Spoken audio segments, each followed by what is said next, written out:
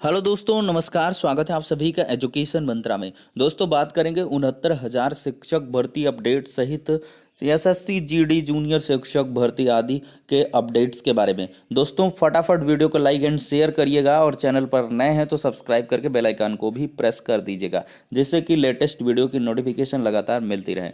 तो चलिए दोस्तों, बिना किसी देरी के वीडियो सेशन को यहाँ पर स्टार्ट करते हैं। 69,000 शिक्षक भर्ती मामले में दोस्तों तीसरी चयन सूची जल्द जारी होगी, इसका पूरी तरीके से क्लैरिफिकेशन हो चुका है। कारण क्या है, वजहें क्या हैं, क्या कुछ कॉन्सिक्वेंसेस है जिनके आधार पर ये चीज़ें मेरे द्वारा कही जा रही हैं।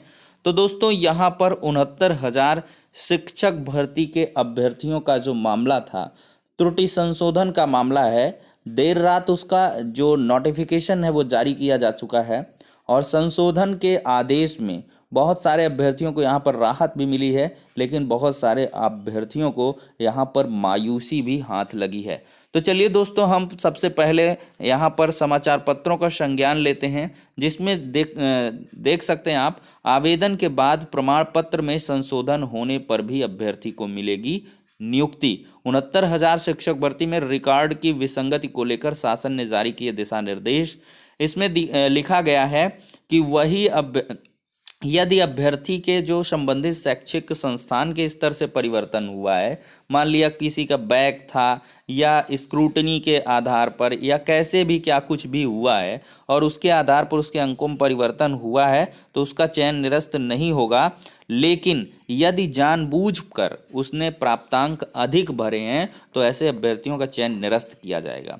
तो वही ढाक के तीन पात हो गए। कुछ को तो यहाँ पे राहत मिलेगी, लेकिन बहुत सारे अभ्यर्थियों का यहाँ पर चयन निरस्त हो जाएगा। वहीं पर एक बड़ी ही यहाँ पर बड़ी विसंगति के आधार पर यहाँ पर अभ्यर्थियों को देख सकते हैं, 138 शिक्षा मित्रों को भारांक ही नहीं मिला था। तो ऐसे में उनकी सेवा के आधार पर भारांक की गणना करके नियुक्ति देने या चयन निरस्त करने की कार्रवाई की जाएगी। जिन शिक्षा मित्रों के भारांक की गणना करने के बाद गुणांक यदि संबंधित श्रेणी में चयनित अंतिम अभ्यर्थी के गुणांक से अधिक है तो उनके चयन और जिला आवंटन के लिए स्कूली शिक्षा महानिदेशक की ओर से शासन को प्रस्ताव भेजा जाएगा। यदि शिक्षा मित्र का गुणांक उसकी श्रेणी के अंतिम चयनित अभ्यर्थी से कम है तो उसका चयन निरस्त हो जाएगा। ऑब्वियस सी बात है कि उसकी श्रेणी में अगर उसका गुणांक कम होगा तो चयन तो निरस्त ही होगा। तो 138 शिक्षा मित्रों को यहाँ पर राहत मिल जाएगी जिनको भारांक नहीं मिला था और इस वजह से उनका जो है चयन नहीं हो पाया था। अब देखेंगे शिक्षा मित्र भर्ती के वास्तविक भारांक की गणना करने पर यदि संबंधित अभ्यर्थी का गुणांक संबंधित जिले में उसकी श्रेणी में अंतिम चयनित अभ्यर्थी के गुणांक से अधिक है तो उन्हें नियुक्ति पत्र जारी किया जाएगा। यदि गुणांक अंतिम चयनित अभ्यर्थी से कम है तो उनका प्रस्ताव शासन को भेजने के निर्देश दिए गए हैं। गनीमत है कि इन्होंने नहीं लिख दिया कि उनका भी चयन निरस्त किया जाएगा। भाई, गलती तुम्हारी और खोपड़ी पीट रहे हो अभ्यर्थियों की। आपने उनको जबरदस्ती भारांक दे दिया 25 अंक का। कौन कहता था? आपके सॉफ्टवेयर में मिस्टेक थी। आपने जो कॉलम 14 को भराया, जिसमें मतलब शिक्षा मित्रों के एक्सपीरियंस को काउंट किया जाना था, उसमें तो आपने अलबत्ते सबको 25-25 दे मारा, चाहे वो 10 साल का रहा हो अनुभव, चाहे 5 साल का रहा हो, चाहे 8 साल का रहा हो। लेकिन चलिए, कम से कम भाई, सरकार तो सरकार ही है, उनके द्वारा या इनके अधिकारी जो भी करें वो सब ठीक है। शिक्षा मित्रों को कुल मिला के कुछ राहत मिली है कि जिनको भारांक नहीं मिला था, कम से कम इनका चयन पिछली बार के संशोधन में निरस्त ही कर दिया था। ये कौन सी भाई तरकीब हुई कि आपने इनको भारांक नहीं दिया और इनका चयन ही निरस्त कर देंगे? कम से कम चलिए, कुछ हुआ है, 138 शिक्षा मित्रों को राहत मिली है।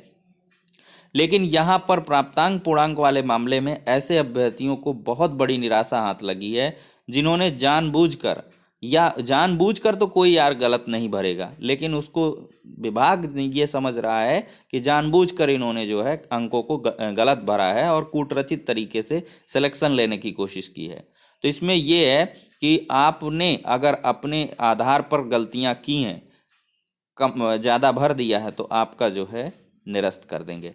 देख लीजिए, इसमें वही अभ्यर्थी ने बिना किसी रिकॉर्ड के स्वयं के स्तर पर वास्तविक प्राप्तांक से अधिक अंक या कम पूर्णांक अंकित किया है।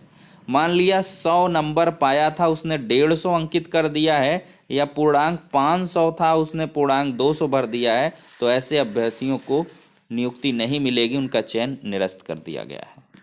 ठीक है दोस्तों। अब यहाँ पर देखा जाए तो एक बड़ी और अपडेट है यहाँ पर, 20 मई के बाद का जाति और निवास प्रमाण पत्र वाले देने वाले अभ्यर्थियों का चयन भी इन्होंने निरस्त कर दिया। भाई इसमें मेरे समझ में ये नहीं आ रहा है, कार्मिक विभाग ने से इन्होंने परामर्श लिया है।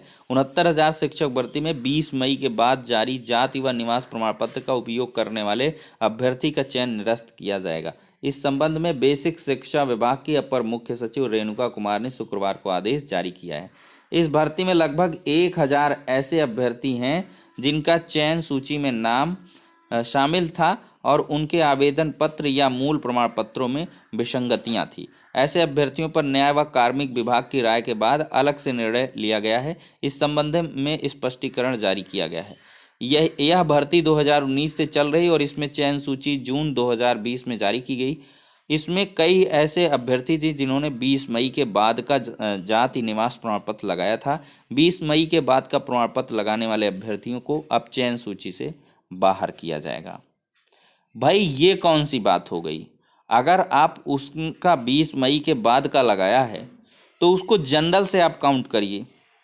अगर मान लिया वो ओबीसी का लाभ आप नहीं देना चाहते हैं कि भाई 20 ही आपने कट ऑफ डेट रखी है, तो 20 मई के आधार पर आप उसका चयन कैसे निरस्त करेंगे?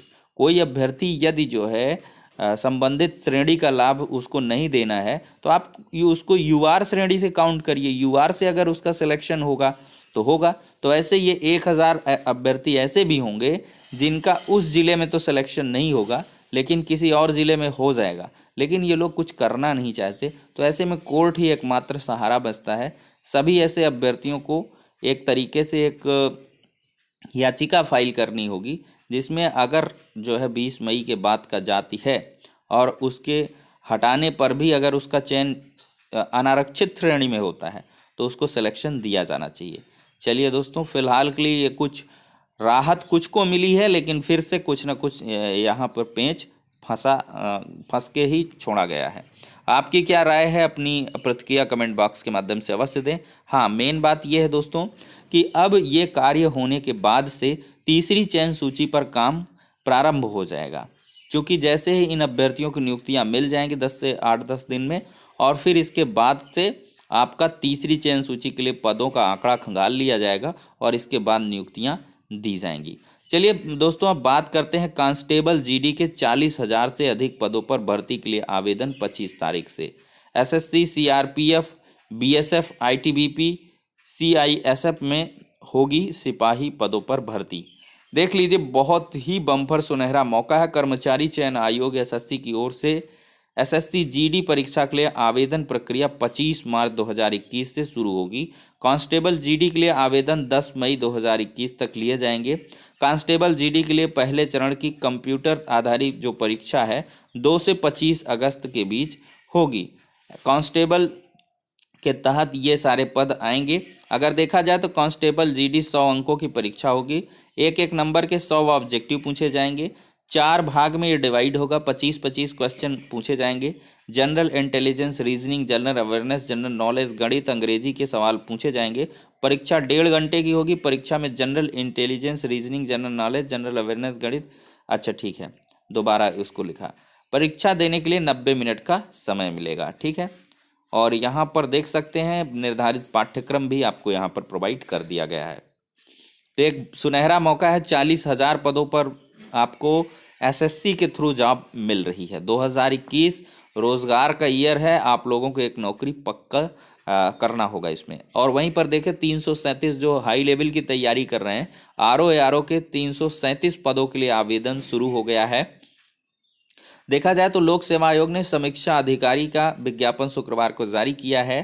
फिलहाल भर्ती में 337 पद घोषित किए गए हैं और इन दफ्तरों में समीक्षा अधिकारी के अलावा समीक्षा अधिकारी लेखा, समीक्षा अधिकारी हिंदी, समीक्षा अधिकारी उर्दू, सहायक समीक्षा अधिकारी लेखा के रिक्त पदों पर भर्तियां होंगी।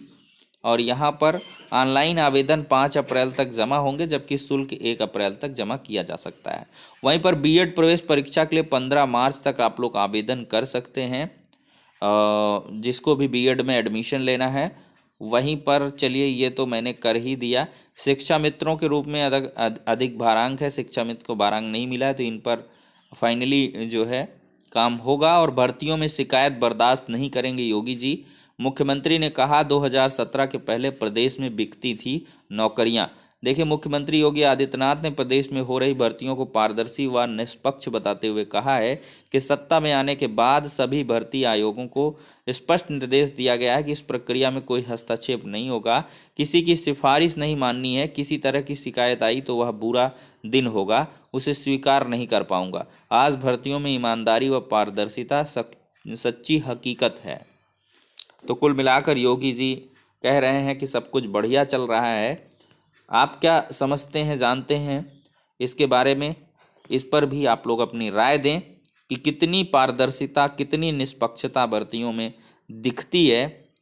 तो चलिए दोस्तों, कुल मिला के यहाँ पर तीसरी चयन सूची के लिए अब मुझे लगता है प्रयास अभ्यर्थियों को स्टार्ट कर देना चाहिए और जल्द ही आप सभी को नियुक्तियाँ भी मिलने वाली हैं। तो फिलहाल के लिए सारी की सारी अपडेट्स नेक्स्ट वीडियो में मिलते हैं।